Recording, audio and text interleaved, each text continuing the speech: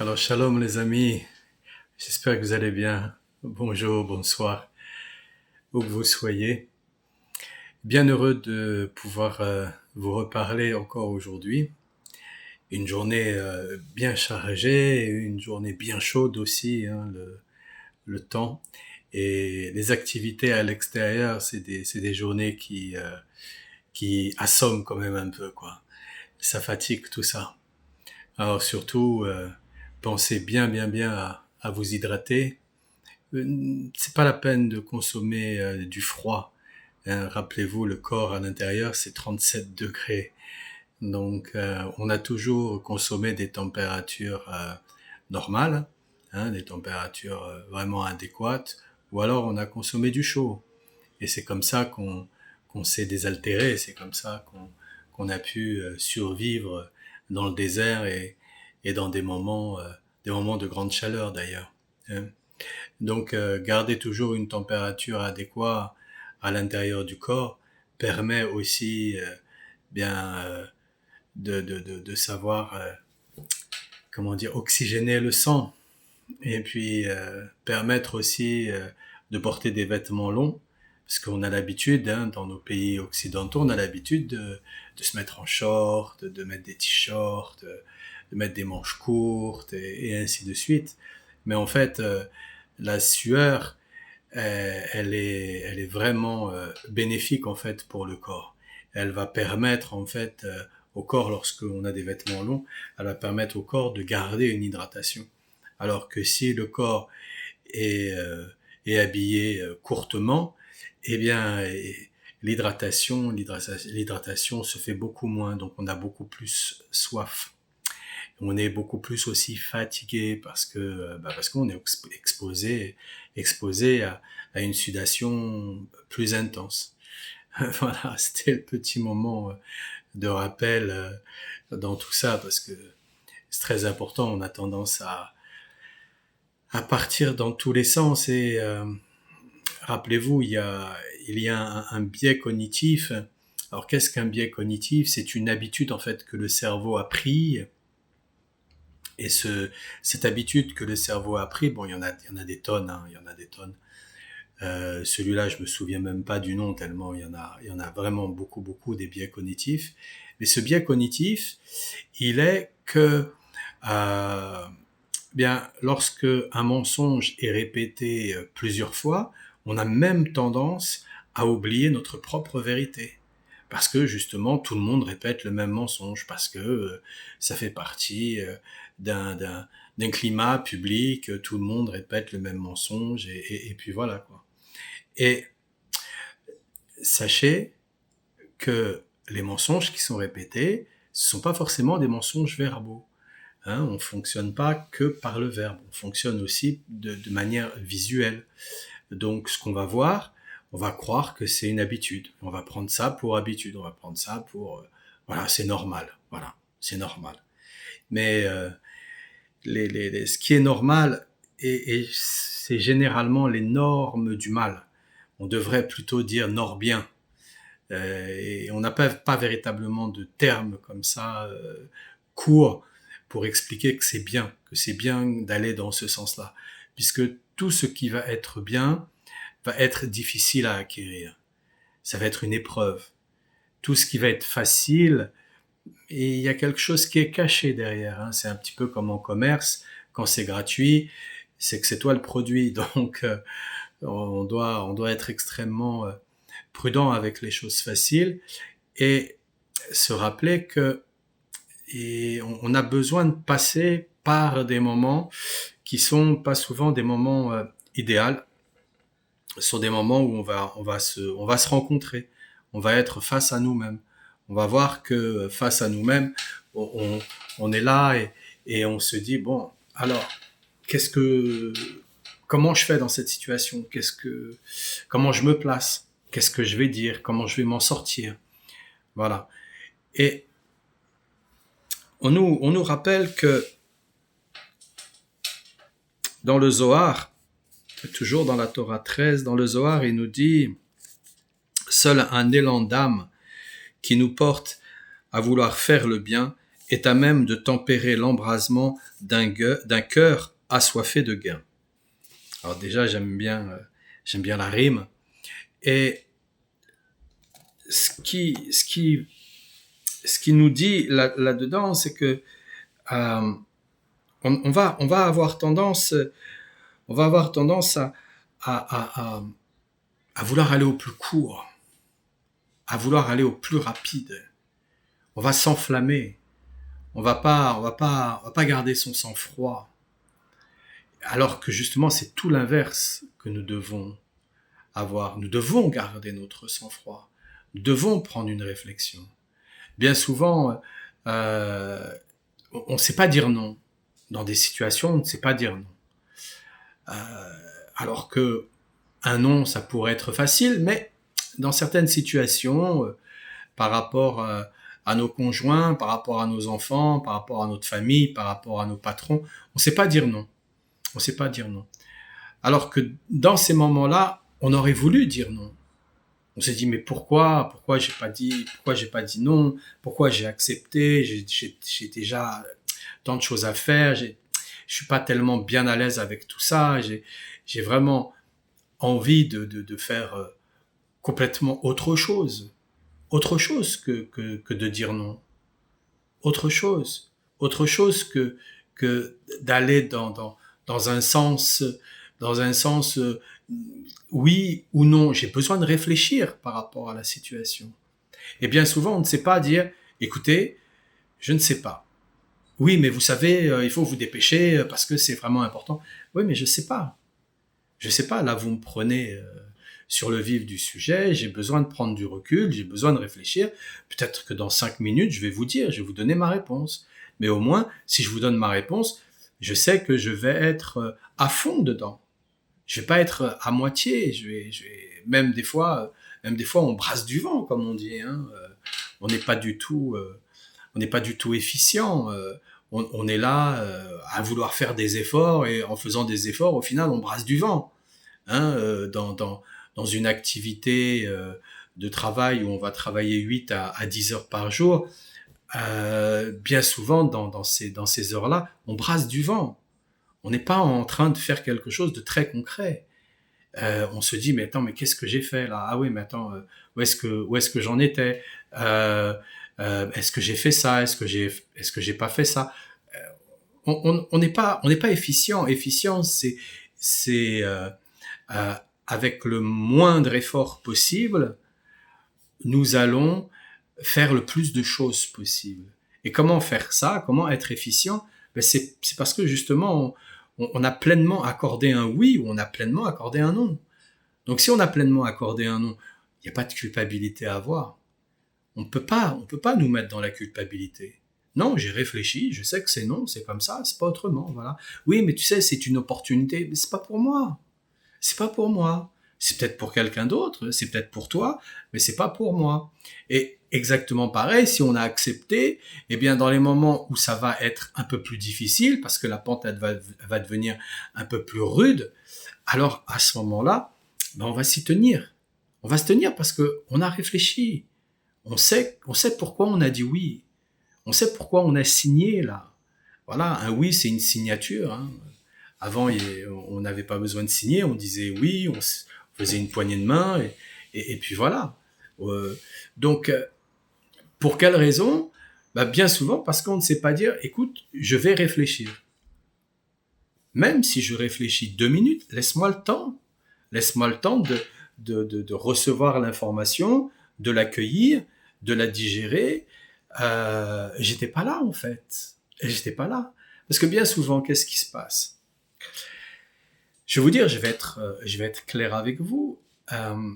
Quand je viens pour faire une vidéo ou quand j'ai autre chose à faire, je vais passer d'une situation de concentration à une autre situation de concentration, et je vais toujours marquer un temps. Un temps qui va être 3 minutes, qui va être 5 minutes, mais ça va être un temps de respiration. Ça va être un temps où je vais fermer mes yeux, je vais respirer pleinement par le ventre, non pas par la cage thoracique, par le ventre. Je vais faire grossir mon ventre et je vais souffler en rentrant mon ventre. Et je vais faire ça durant 3 à 5 minutes. C'est ce qu'on appelle la cohérence cardiaque, hein. Après, ça a beaucoup de noms. J'ai un parcours méditant, un parcours de yogi avec une grande ascèse. Donc ça s'appelait pas du tout de cette manière-là. Aujourd'hui, ça s'est démocratisé, tout le monde l'utilise pratiquement. Mais quand on le fait, euh, on vit avec 3 corps. On vit avec le corps mental, avec le corps émotionnel et avec le corps physique. Donc bien souvent, on a le corps physique qui est encore en train de travailler dans un truc, on a le corps émotionnel qui est ailleurs, et on a le corps mental qui est ailleurs. Et puis là, on nous pose une question, mais on ne sait pas. On ne sait pas, on n'est pas aligné. C'est ça l'alignement, on n'est pas aligné. Donc comment on va faire? Ben, on ne sait pas comment on va faire.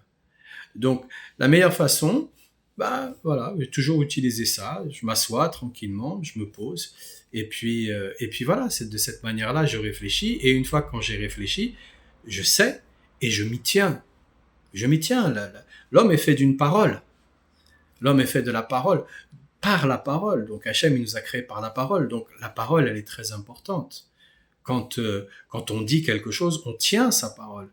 Quand on tient pas sa parole, c'est justement parce qu'on n'était pas aligné. Parce qu'on voulait dire oui pour X raisons, hein, X raisons. Bon, là, c'est une question de gain. Donc, on va dire que ça va être dû à l'argent. Voilà. Pas du gain. Et quand on dit non, généralement, c'est parce qu'on nous dérange. Mais c'est juste parce qu'on n'est pas aligné. On ne devrait pas être dérangé. On ne devrait pas. On devrait justement être toujours accueillant. L'individu qui vient vers nous, c'est Hachem qui nous l'envoie. Les situations qui viennent vers nous, c'est Hachem qui nous les envoie. Il n'y a pas une situation qu'on a vécue, il n'y a pas un individu qui est venu vers nous, si ce n'est pas Hachem qui nous l'a envoyé. Donc c'est toujours très intéressant, parce que de cette manière-là, on peut voir où est-ce qu'on en est. Et de cette manière-là, quand on vit de cette façon, on sait que c'est Hachem qui nous envoie les situations, les gens, eh bien, on est dans l'accueil.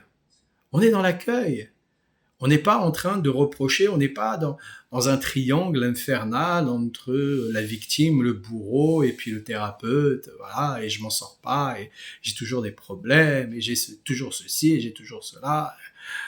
Rappelez-vous, les amis, quand même, la plus grande des mitzvahs dans la Torah, c'est la Simra. C'est cette joie. Cette joie, elle est là. Pourquoi? Pourquoi c'est la plus grande? Parce que quand on est arrivé à ça, c'est qu'on a complètement intégré, compris, intégré. Hein, c'est pas juste comprendre intellectuellement, c'est on a intégré, on a compris, d'accord? On a complètement compris que c'est que Hachem de toutes les façons qui dirige, qui crée, qui fait. Et on va recevoir des informations par rapport à ce que l'on est à l'intérieur de nous. On va recevoir des situations par rapport à ce que l'on est à l'intérieur de nous. Alors oui, c'est difficile des fois. Oui, des fois, ça va complètement bousiller l'orgueil, ça va complètement bousiller cet égoïsme et tout ce Yetzirara, ça va le défoncer. Mais c'est normal. C'est normal. C'est normal. Est-ce qu'on est véritablement très attaché à tout ça, ou alors on a commencé déjà à prendre un peu de recul avec tout ça? Donc, c'est un cœur, comme il dit, un cœur qui est tempéré dans l'embrasement. Un cœur qui est tempéré dans l'embrasement. C'est quoi un cœur qui est tempéré dans l'embrasement? C'est un cœur qui n'en fait pas trop. C'est un cœur qui cherche pas trop à accumuler les désirs, à accumuler les plaisirs, à accumuler les situations. Il n'est pas en comment dire, en train de chercher à combler un vide. Il a compris que, voilà, on comprend que le vide que l'on a, On n'a pas assez d'argent, on n'a pas un travail convenable, les gens nous écoutent pas, les gens nous apprécient pas, on a un vide. On a un vide, on est seul ou on est avec des gens. Parfois on est énormément entouré et pourtant on est seul. Et parfois on est seul et pourtant on est très très bien, très très bien. Donc, mais ça dépend du vide. Chacun va avoir son vide. Et donc voilà. Et un cœur qui est équilibré, un cœur qui est tempéré, c'est un cœur qui a accepté que le vide, c'est là où il y a Hachem. C'est là. C'est dans le vide. Et c'est dans ce vide-là où on parle avec Hachem. C'est dans ce vide-là où on fait Hitbo des doutes. On n'a pas nécessairement besoin d'attendre Hatzot pour faire Hitbo des doutes. On parle toute la journée avec lui. On n'a pas nécessairement besoin d'attendre les tefillah pour faire une prière. Voilà, on s'arrête, on lève les yeux vers le ciel et on prie. On prie avec son cœur comme un petit enfant. On n'a pas nécessairement besoin d'aller ouvrir un sidour et puis d'aller chercher une tefila particulière pour la lire. On sait aussi parler avec nos mots, même si nos mots ils sont bégayants, même si nos mots ils sont incertains, même si nos mots ils sont imparfaits. Et alors, Hachem il nous veut pas, parfait, il nous veut pas cacher. Hachem il nous veut justement imparfait. Sinon ça se serait. Il y en a eu des tzadikim avant nous. Il y en a eu plein. Et c'est pas pour ça que on est sorti de tout ça, de toute cette situation. C'est pas pour ça que le shalom s'est installé sur la terre. Non, il veut des gens qui soient imparfaits, qui parlent avec le cœur.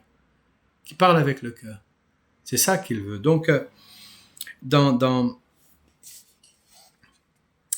comme il dit là, dans la Torah, il dit, à Torah 13, il dit, comme si un vent apaisant venait souffler sur le cœur et faire en sorte que l'ardeur déployée aille à des fins plus nobles, chanter et louer Dieu et se réjouir avec le Créateur, ce qui correspond au chant des Lévites qui accompagnaient les sacrifices en chantant des psaumes empreints de la joie de servir Dieu et de le louer.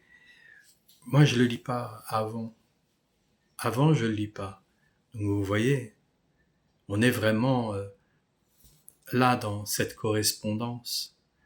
C'est la chose la plus importante. Alors oui, on a tenu, oui, nos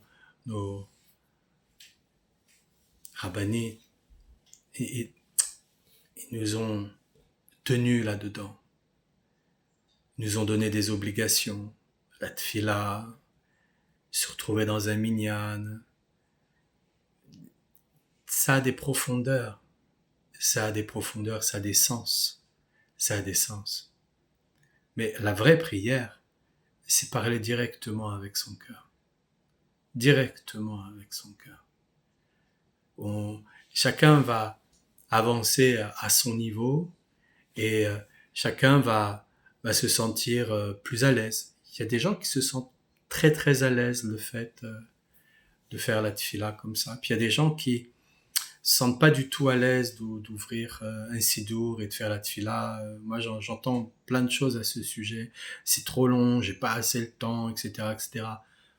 Je dis parle directement, voilà, tu lèves les yeux, dis je lève les yeux, c'est bien, continue, c'est la meilleure façon de faire, la meilleure façon de faire, la meilleure façon, c'est de parler directement avec lui, et puis après, avec le groupe, avec la communauté, voilà, on se rend compte sur la même chose, parce que si dans une communauté, on se met tous à parler, ça fait une cacophonie, alors que là, on a tous la même fila et on vient à la réciter, donc c'est bien plus joli, c'est bien plus beau même, c'est porteur. Quand, quand ça m'est arrivé d'aller à la choule et d'entendre les enfants qui chantent, et qu'est-ce que c'est porteur, là on a des cœurs purs qui chantent, c'est porteur, c'est beau, c'est merveilleux, quoi. Voilà. Et c'est ce qu'il veut. C'est ce qu'il veut, Hachem.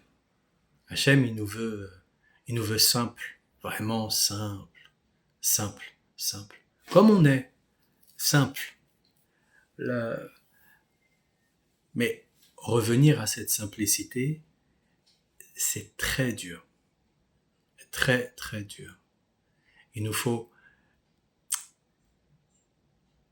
gratter, poncer, enlever, arracher des quantités d'images, des quantités de fantasmes imaginaires.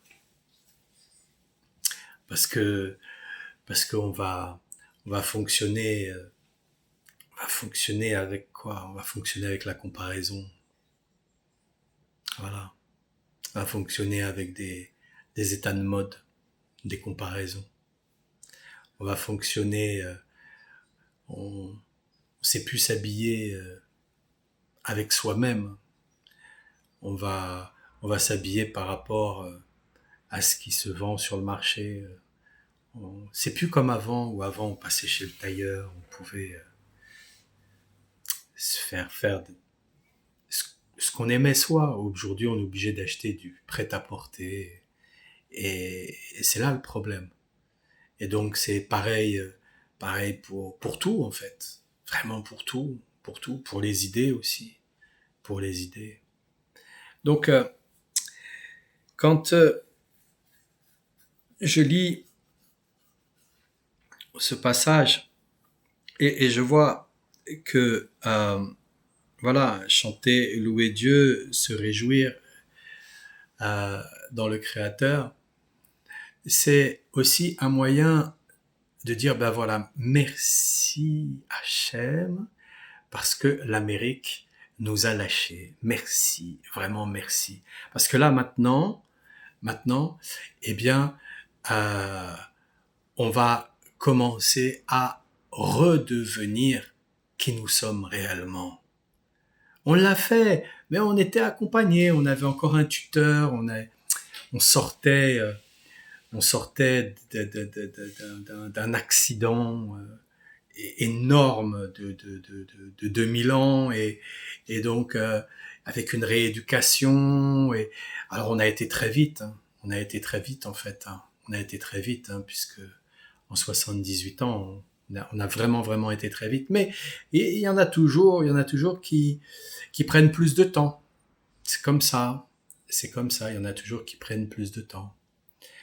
Et là, avec cette guerre où voilà les États-Unis nous lâchent, eh bien c'est là pour que justement on puisse commencer à dire mais non c'est nous qui sommes à la tête, c'est nous, c'est Israël qui est à la tête, c'est pas le reste du monde, c'est pas des Trump qui se sont pris à un moment donné pour le Mashiach ou pour un roi ou je ne sais quoi dans leur tête de malades mentaux. Mais non, non, non, non, non, non. C'est nous le peuple. C'est nous le peuple qui, euh, qui sommes là et qui c'est qui fait tout? Qui c'est qui fait tout? Qui c'est qui fabrique? Qui c'est qui part à la guerre?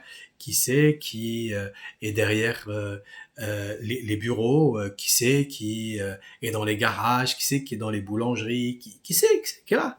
C'est le peuple. C'est le peuple.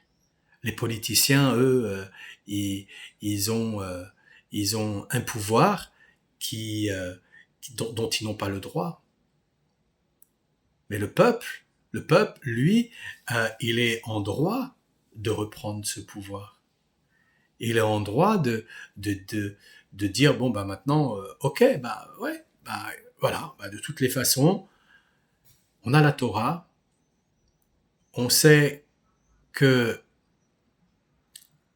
Édom va tomber, on sait que le Mashiach doit venir, on sait que on a montré nos preuves jusqu'à présent et comment on a réussi.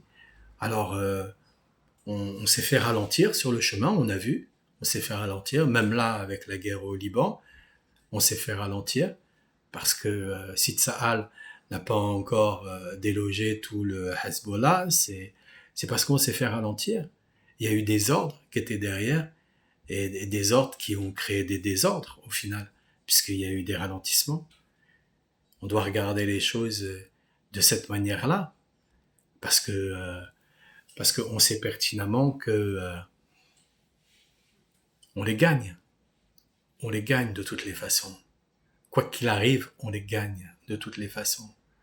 Mais si on nous retient, si on nous dit non, c'est pas comme ça, on est quand même un peuple qui est soudé. On est quand même un peuple qui essaye d'aller dans le même sens. Alors bon, il y a des désordres, mais comme partout, mais ça c'est les, on va dire, c'est le défaut de tout à chacun qui